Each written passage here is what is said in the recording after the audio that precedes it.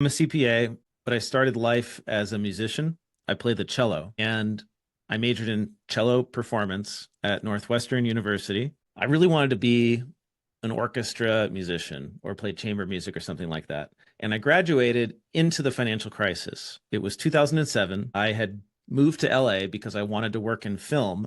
As I got there, the economy is collapsing, the budgets are getting cut, and fun fact, the budget line item that gets cut first in Hollywood when there's a crisis is the music. And that's because it happens last. So the music budgets are getting cut. Live musicians are no longer getting hired because at the same time, we're getting all this computer automation.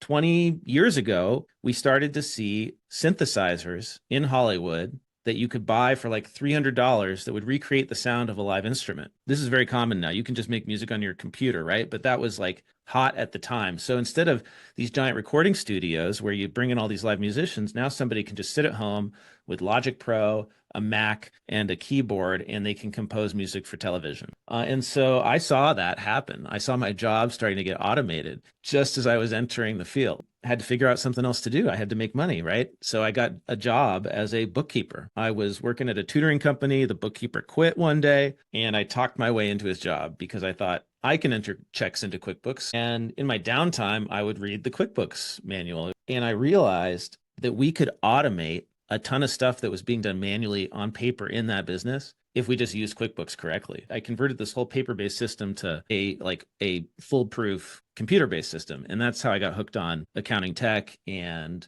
business process automation and workflow. I love it.